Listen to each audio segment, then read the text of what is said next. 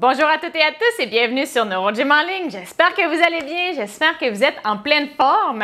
Je suis contente de vous retrouver dans une nouvelle capsule et dans la vidéo d'aujourd'hui, on va parler de la paralysie au niveau du bras. Donc, on va parler qu'est-ce qui cause les paralysies au niveau du bras, quels sont les types de paralysie, puis aussi, on va voir des exercices que vous pouvez faire pour essayer d'augmenter la force de votre bras et de aussi travailler sur le retour moteur. Donc, installez-vous bien, on commence dans quelques secondes. Donc, comme je l'ai dit, aujourd'hui, on va parler de la paralysie au niveau du bras. En fait, la paralysie, ça peut être dû à plein de choses. Puis, les gens qui vont avoir eu un AVC, un accident vasculaire cérébral, les gens qui ont la sclérose en plaques, les gens qui ont une lésion médulaire également. Donc, il peut y avoir aussi des blessures nerveuses périphériques qui vont causer des paralysies. Donc, il y a différents types. Il y a des gens qui vont avoir juste une paralysie ou une parésie, donc que le muscle ne sera pas complètement paralysé.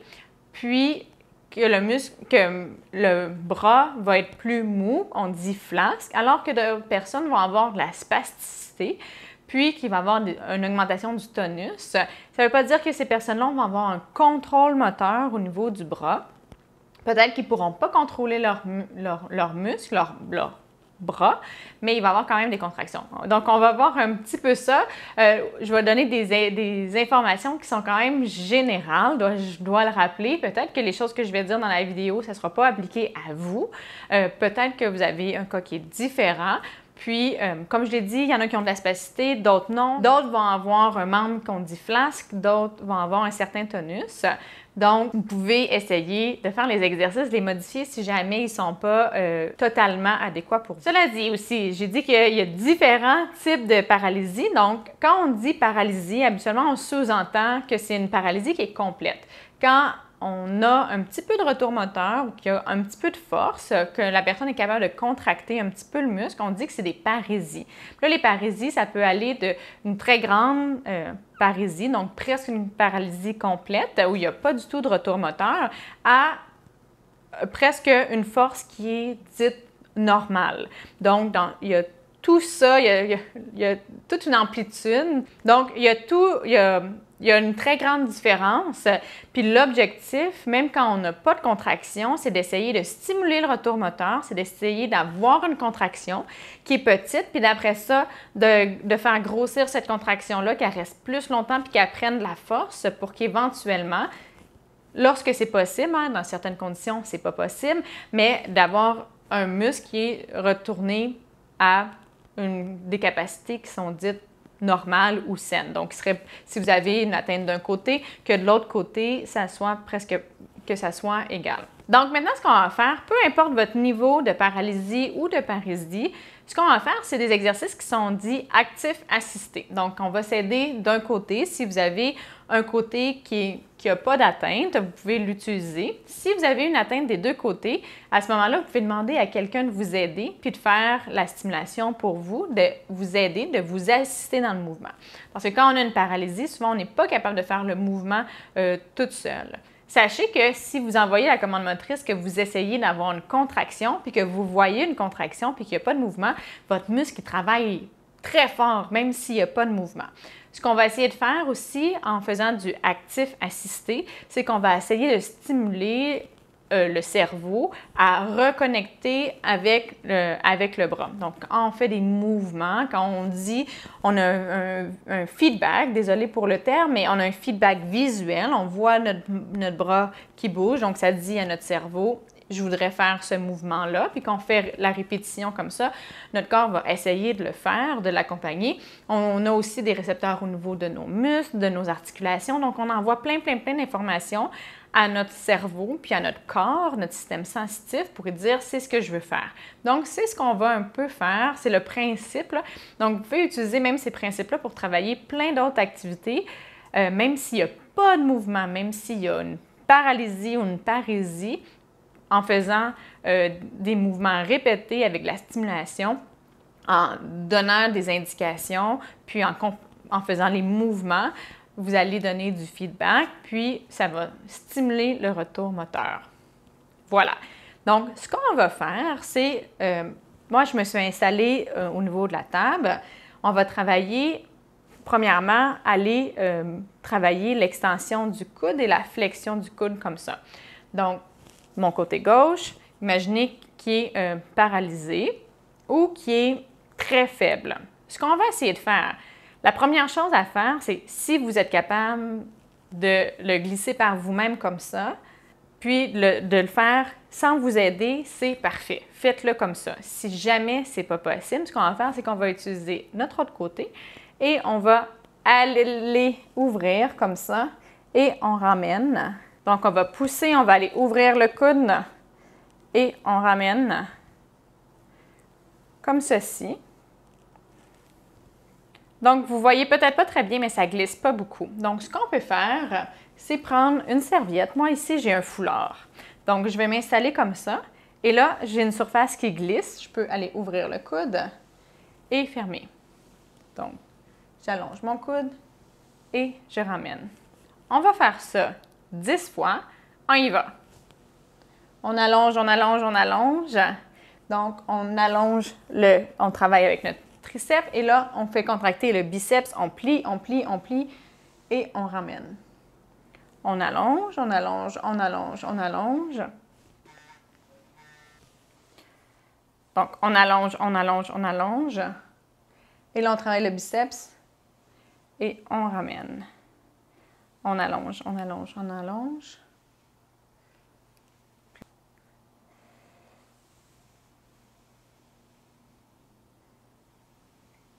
Donc, vous pouvez y aller doucement et vous rappelez, vous pouvez vous pousser comme ça. Et on ramène. On pousse. Et on ramène. Donc, on allonge et on ramène. On allonge et on ramène. On allonge et on ramène. Excellent. Donc, on va faire une deuxième série. C'est un exercice qui pour vous est bon si vous sentez que vous avez à travailler ça parce que peut-être votre triceps est plus faible. Souvent, les gens qui ont de la spasticité vont avoir le biceps qui est très spastique et le triceps qui est plus faible. Les gens qui ont une lésion médulaire également, le triceps est innervé un petit peu plus bas dans la moelle épinière. Donc, il y a les personnes qui ont une lésion plus basse vont avoir le triceps qui est fonctionnel, puis un biceps qui est fonctionnel. Puis quand ils ont une lésion médulaire un petit peu plus haute, là, ils n'auront pas le triceps. Donc, il y a plus de gens qui ont un biceps qui est fonctionnel et que le triceps est manquant chez certaines personnes. Donc, c'est un bon exercice à faire pour beaucoup de gens. Puis souvent, vous pouvez focusser un petit peu plus sur le triceps. Si vous avez beaucoup de spasticité, par exemple, si vous avez eu un AVC, c'est certaines personnes qui ont la sclérose en plaques, le patron clinique va ressembler un petit peu à l'AVC. Pas dans tous les cas, donc c'est très variable en fait pour les gens qui ont la sclérose en plaques. Mais si vous avez un schème de flexion comme ça, ce qu'on veut faire, en fait, c'est travailler en dehors du schème. Donc, quand vous avez de la spasticité, votre bras va se mettre comme ça, puis là, le biceps va augmenter en tonus. Ce qu'on veut faire, c'est aller travailler l'opposé, donc le triceps. Donc, si vous faites cet exercice-là, essayez d'aller ouvrir le coude le plus possible, puis focuser un petit peu plus sur ce mouvement-là. À la limite, même pour ne pas stimuler trop le biceps, vous pouvez le ramener par vous-même.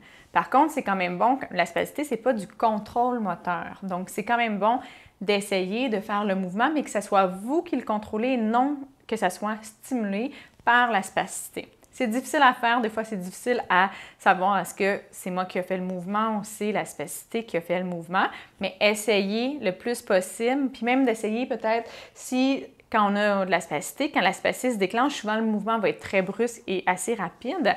Donc si vous voulez travailler ce contrôle-là, ce que vous pouvez essayer de faire, c'est de développer la force doucement, puis faire un mouvement qui est lent et contrôlé. Comme ça, vous le savez que ce n'est pas la spasticité, parce que la spasticité, il n'y a pas de contrôle sur la spasticité, ça va faire une grosse contraction. Donc, c'est des petits trucs comme ça, d'essayer de vraiment bouger votre bras, puis que ce soit vous qui le fassiez. Puis de travailler le plus possible le triceps. On va faire une deuxième série. Donc, vous pouvez intégrer ça dans la deuxième série, les petits trucs que je viens de vous donner. Donc, on y va, on en fait 10, si je compte bien. Sinon, on fait des extras des fois. Donc, on y va. Essayez d'allonger le coude. Vous pouvez vous pousser comme ça. Et maintenant, on ramène. On essaie. Là, c'est le biceps. On peut ramener comme ça. Et de 1, on pousse, on pousse, on pousse, on pousse, on pousse, on pousse. On va éloigner la main. Le coude est allongé et il va comme ça. Là, vous pourriez vous mettre dans des positions qui sont différentes. Certaines personnes, là, moi, la façon que je me suis installée pour la vidéo, je me suis installée comme ça, je vais continuer, mais vous pourriez le faire devant vous aussi, puis le faire comme ça. Puis, vous voyez le coude, mon coude s'allonge également. Donc, l'important, c'est que vous voyez que votre coude s'allonge et que vous sentiez que le triceps travaille et que le biceps travaille. Donc, on peut y aller comme ça. Quand vous allez le faire comme ça, il y a aussi l'épaule que vous allez chercher. Si vous ne voulez pas aller travailler l'épaule du tout, si vous vous mettez sur le côté comme ça, vous voyez, moi, mon épaule, elle reste stable. C'est vraiment juste le triceps. Si vous le faites devant comme ça, c'est fonctionnel aussi parce que c'est du reaching. Donc, on y va comme ça. Donc, tout ça pour vous dire là, qu'il y a différentes façons. Puis moi, ce que j'aime faire en clinique, c'est de travailler différents angles. Là, je vais continuer. On continue. On oublie le compte. C'est quand même des informations qui sont importantes. Là. Donc, c'est pas grave si vous ne le faites pas de la même façon à toutes les fois. En fait, c'est bien que vous ne le fassiez pas tout le temps de la même façon. Puis même si vous ne le faites pas comme moi, l'important, c'est que vous bougiez puis que vous essayez de contrôler le plus possible puis de stimuler une contraction si vous n'avez pas de contraction. Puis, essayez de sentir ce qui se passe. Concentrez-vous. Si vous n'avez pas beaucoup de retour moteur, c'est important que là, vous vous concentriez, même que vous regardiez votre bras, puis que vous essayez de le faire à répétition, que vous essayez de sentir ce qui se passe. Essayez de sentir le mouvement. Ah, là, mon coude est allongé, mon coude est plié. Donc, tout ça, si vous êtes plus concentré, ça vous aide à mieux sentir les informations sensorielles qui sont envoyées à votre cerveau. Puis, ça stimule encore plus le retour moteur. Puis, la visualisation, regarder ce qui se passe. En clinique, ce qu'on va faire également, c'est qu'on va faire des tapotements. Si je demande à plier le coude, par exemple, je vais aller tapoter comme ça le biceps pour dire au biceps contracte, contracte, contracte. Je vous dis, c'est pas instantané. Des fois, ça prend beaucoup de stimulation avant qu'il se passe quelque chose. Dans certains cas, il ne se passera rien dépendamment de la condition. Surtout dans les cas de lésions médulaires complètes, là, il y a moins de chances qu'il y ait du retour moteur. Par contre, on ne le sait jamais, la lésion médulaire, même si c'est complet, des fois, il y a des choses qui sont préservées en dessous, parce qu'on dit quand c'est complet, c'est par rapport au dernier niveau. Dans les cas de sclérose en plaques, d'AVC, il y a toute la plasticité cérébrale, la neuroplasticité qui va travailler puis qui peut faire en sorte qu'il y ait des contractions qui se développent. Donc, continuez. Découragez-vous pas si vous ne voyez pas tout de suite des contractions. Sachez que ça peut prendre du temps. Puis plus vous allez le faire, plus il y a de répétition, plus il y a de stimulation, mieux c'est. Excellent. Maintenant, ce qu'on va faire, c'est qu'on va aller travailler la flexion de l'épaule. Donc, quand on veut lever comme ça. Donc, on va travailler, on veut emmener le bras dans les airs. Pour ce faire, c'est vraiment un mouvement qui est difficile parce qu'on a beaucoup de gravité. Ce qu'on va faire, c'est qu'on va prendre notre main qui est dite normale ou saine, qui est forte, la plus forte. Comme je l'ai dit, si vous avez des faiblesses des deux côtés, vous pouvez demander à quelqu'un de vous aider. Ce que vous allez faire, c'est entrelacer vos doigts comme ça. Si vous avez beaucoup de spasticité, vous pouvez prendre votre poignet également comme ça. Sinon, ça va aider votre spasticité, ça va aller tirer les doigts si vous entrelacez les doigts. Ça peut être très difficile par contre. Là, trouver une façon qui est adéquate. Ce qu'on va faire, c'est qu'on va prendre les doigts comme ça et on va lever le plus haut possible sans qu'il y ait de douleur et on redescend. Donc, c'est important, j'ai oublié de le mentionner, mais on ne fait pas les exercices avec la douleur. Puis là, j'essayais de lever. Ce qui est important également, c'est que ça soit votre bras que vous voulez travailler qui travaille le plus.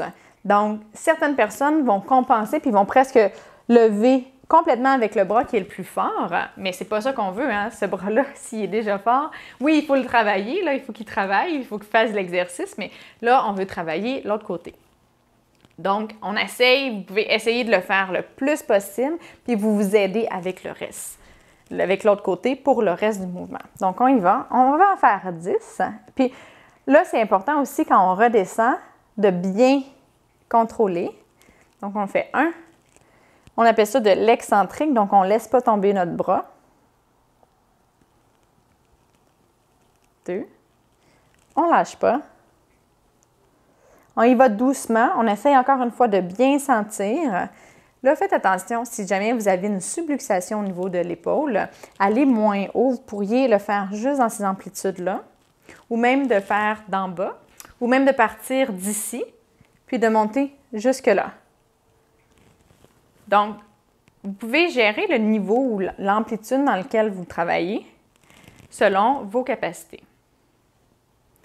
Donc, on débute plus bas comme ça. Là, continuez. Je n'ai pas compté, encore une fois. Puis plus vous êtes capable d'aller haut, bien, plus en fait c'est difficile. Puis c'est une progression, donc vous pouvez essayer d'aller plus haut.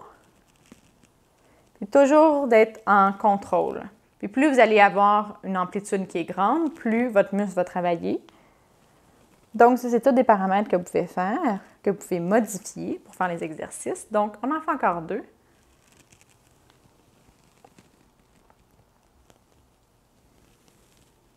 Un dernier. On ne lâche pas. Excellent. Donc, on prend une petite pause. Donc, vous pouvez relâcher. Ça se peut que si vous ayez beaucoup de spasticité, une des choses qui peut arriver, c'est que votre biceps, quand vous allez travailler fort, va vouloir se contracter. Vos doigts vont se refermer également. Donc, peut-être que faites attention pour ne pas vous blesser à votre autre main. Également, si ça arrive, ce que vous pouvez faire, c'est aller tirer bien, d'aller vraiment allonger le coude. Vous pouvez faire l'exercice qu'on a fait juste avant cet exercice-là. Comme ça, il va avoir déjà une diminution du tonus au niveau du biceps. Puis là, ça va être plus facile. Mais sachez que si vous forcez fort, la spasticité va revenir. Prenez votre temps. Si c'est arrivé pendant la première série, là, pour la deuxième série, prenez peut-être un petit peu plus votre temps. Faites-en moins. Assurez-vous de bien commencer le mouvement bien allongé. Puis si la spasticité se déclenche, prenez des bonnes respirations, réétirez en position comme ça, puis recommencez. Faites-en moins, vous n'êtes pas obligé d'en faire 10. Puis vous en ferez le nombre que vous êtes capable. Faites 2 à 3 séries. Éventuellement, vous pourrez en faire un petit peu plus. Puis c'est l'objectif. Donc, on y va doucement, on s'adapte. Il faut laisser le temps à notre corps également de s'adapter. Donc, on y va. Deuxième série. On met nos doigts ensemble. Je vous rappelle, vous pouvez prendre votre poignet ou également si votre poing est trop fermé ou que ça risque de vous blesser. Puis là, on peut faire comme ça. Et on monte. Donc, on en fait une dizaine. Ou le nombre que vous êtes capable de faire. Là, essayez de bien, on lève avec le côté qu'on veut travailler le plus possible et on aide juste pour compenser, juste qu'est-ce qui manque avec l'autre côté. Si vous avez quelqu'un qui vous aide, c'est important que vous lui disiez si jamais vous avez de la douleur, s'ils vont trop loin, puis aussi que vous assurez que vous forcez assez. Parce que ce qui va arriver, puis c'est que l'autre personne va bouger pour vous, peut aller beaucoup plus rapidement. Puis peut-être que vous n'avez pas le temps d'envoyer la commande motrice puis que vous n'avez pas le temps de sentir tout ce qui se passe. Donc, c'est mieux d'y aller doucement. Quand on veut travailler le retour moteur puis qu'on veut travailler un muscle qui est paralysé, on ne veut pas y aller rapidement. On a besoin d'être concentré puis de bien faire le mouvement. Donc, si vous avez quelqu'un qui le fait avec vous, assurez-vous que vous êtes bien synchronisé là, puis que le rythme soit adéquat pour vous. Là, c'est bien d'essayer de regarder. Puis ce que j'aime bien, c'est que quand vous le faites, vous vous aidez, vous avez vos 2 bras. Donc, votre cerveau voit également l'autre bras. Il sent ce qui se passe à l'épaule, quels muscles travaillent. Donc, c'est des informations qui sont utiles pour dire au cerveau, bien, c'est la même chose qu'on voudrait de l'autre côté. On en a fait encore 2. Je ne sais pas comment on en a fait. Puis je vous rappelle, hein, vous pouvez aller juste en bas comme ça. On en fait un dernier, vous pouvez aller tout en haut. L'important, c'est d'avoir pas de douleur. Donc ça, c'est vraiment important, surtout si vous avez une subluxation. Ça arrive fréquemment quand les gens ont une paralysie ou une parésie qui est quand même assez importante. En fait, l'épaule, ce qui maintient notre bras au niveau de notre épaule, c'est nos muscles et notre articulation, la capsule autour de l'articulation. Puis quand nos muscles sont flasques, ils ont perdu leur tonus, bien, ça s'affaisse. Puis à ce moment-là, la biomécanique n'est pas optimale, puis il y a des risques de blessures. Donc, faites très attention. On va faire un dernier exercice. Puis, c'est encore une fois pour l'épaule. Puis, en fait, ça va être de l'abduction, abduction. Donc, on va faire ce mouvement-là. Puis, on va le faire au niveau de la table. Encore une fois, on va faire glisser notre bras. Puis là, on va aller loin derrière et on ramène devant. Donc, on fait un mouvement de balayement. Si vous pouvez avoir la table, en fait, vous pouvez même, si je me mets comme ça, je peux balayer devant et ramener sur le côté.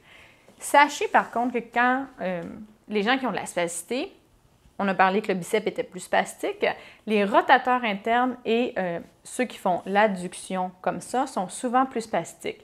Donc, les muscles ici sont plus spastiques. Donc, on veut focusser un petit peu plus sur aller ouvrir puis aller vers l'arrière.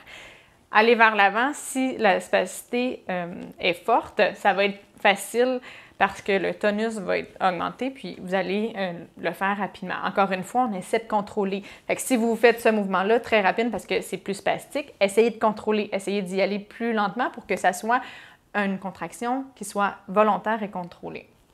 Donc, on va faire la même chose, mais moi, je vais mettre comme ça. Comme ça, si je ne peux pas vraiment aller vers l'avant, je peux juste aller vers le côté, puis aller ouvrir sur le côté comme ça. Puis en même temps, ça va aller tirer ici, ça fait du bien si vous êtes capable de le faire. Dans cette position-là, c'est difficile d'aller le faire par soi-même parce qu'on peut se pousser un petit peu comme ça, là. Si vous avez, là, moi, j'ai pas de bâton, mais des fois, on le fait avec un bâton. Vous pouvez prendre un manche à balai, par exemple, ou vous pouvez avoir quelqu'un qui vous aide. Sinon, vous essayez de le faire le plus possible comme ça. Donc, c'est toutes des alternatives. Quand on faisait l'exercice comme ça, vous pourriez prendre un bâton aussi, mais je trouve qu'on a plus de contrôle quand on le fait comme ça, parce que sinon, avec le bâton, il peut avoir une grande différence de hauteur, d'amplitude. Donc, voilà, c'est une petite parenthèse, mais on y va. On s'installe bien droit, puis ce qu'on veut, c'est vraiment aller ouvrir l'épaule, emmener le bras sur le côté et on ramène devant. Sur le côté et on ramène devant. Sur le côté et on ramène devant. Donc, si vous avez beaucoup de spasticité au biceps, essayez de garder le coude allongé le plus possible. Donc, ça va être comme une double tâche d'essayer de garder votre tonus diminué, puis même de contracter le triceps pour qu'il puisse contrer le tonus du biceps. Donc, on glisse comme ça. Allez à la vitesse qui pour vous est adéquate. Vous n'êtes pas obligé d'aller aussi loin non plus, hein? Ça peut être juste faire un mouvement comme ça et ramener. Mais ce que je vous suggère, c'est d'aller dans toute l'amplitude dans laquelle vous êtes capable d'aller. Donc, on veut vraiment travailler toute l'amplitude, si on est capable. S'il y a une grande parésie, là, allez juste dans ce que vous êtes capable. Puis, si vous avez quelqu'un avec vous, vous pouvez aller dans toute l'amplitude qui est disponible, puis essayer de contracter tout au long. OK. On en fait encore 2.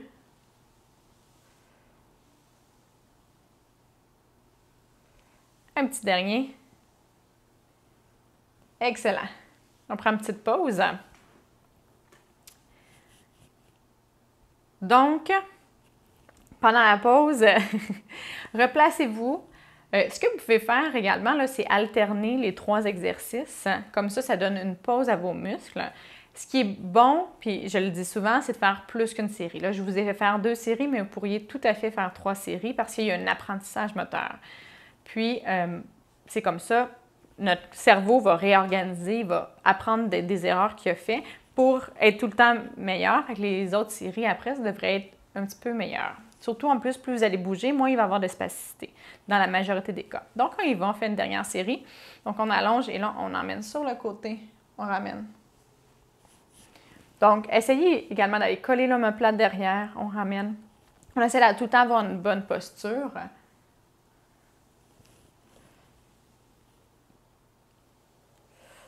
On lâche pas.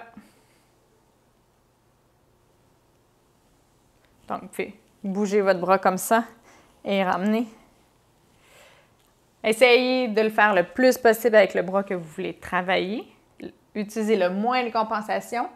Si vous avez quelqu'un qui fait les exercices avec vous, dites-lui aussi de ne pas aller trop vite, de vous laisser le temps. Vous devriez être capable de faire le plus que vous pouvez, puis la personne aide juste pour qu'est-ce qui manque. On en fait encore 2. Un petit dernier. On lâche pas.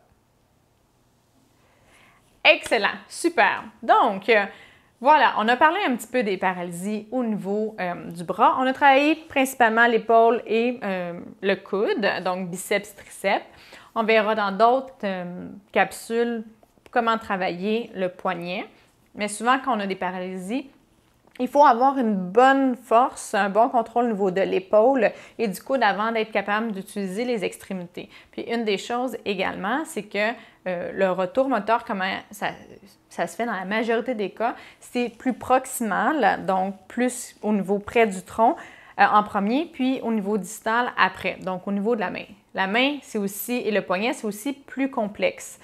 Donc, parce que c'est de la motricité fine. Il y a beaucoup de choses au niveau du cerveau qui doivent être fonctionnelles puis communiquer entre elles pour avoir un bon mouvement. Donc, souvent, c'est ce qui va être plus spastique qui va aussi avoir le plus de difficultés à revenir. Donc, découragez-vous pas, mais en travaillant le reste, en travaillant le contrôle moteur, ça stimule également, ça va améliorer le contrôle moteur en général. Puis, comme je l'ai dit, il faut avoir un épaule et un coude qui sont fonctionnels pour être le plus fonctionnel possible au niveau de la main. Mais on verra ça dans d'autres vidéos à suivre. Mais si vous voulez être mis au courant, si vous voulez voir les prochaines vidéos pour travailler la main qui serait paralysée, qui peut être spastique, bien, je vous invite à vous abonner à nos différents réseaux sociaux. Donc, vous pouvez nous suivre sur Facebook, Instagram et YouTube. Comme ça, vous allez savoir toutes les nouvelles vidéos. Également, si vous avez des demandes spéciales, si vous avez des questions, si vous avez des besoins, ça me fait plaisir quand vous m'écrivez. Ça va me faire plaisir de faire des vidéos pour répondre à vos questions, pour répondre à vos besoins. Tout ça, là, la plateforme, les vidéos, c'est fait pour vous. Donc, gênez-vous pas, vous pouvez m'écrire en commentaire ce que vous voulez, vous pouvez m'écrire personnellement. Je vais m'assurer de répondre à vos besoins parce que vraiment, tout ça, c'est pour vous. Donc, voilà. Puis, si vous voulez aider peut-être des gens qui auraient d'autres questions, qui auraient besoin de faire des exercices, je vous invite à partager en grand nombre aux personnes que justement ça pourrait aider pour qu'ils puissent faire des exercices avec nous puis faire partie de notre belle communauté. Voilà, j'espère que vous avez apprécié la vidéo, j'espère que ça a répondu à certaines de vos questions et que ça vous a donné des exercices qui vous seront utiles. Sur ce, je vous dis merci beaucoup d'être avec nous, merci de faire des exercices avec nous. Je vous souhaite une excellente journée et je vous dis à bientôt dans une prochaine vidéo. Au revoir!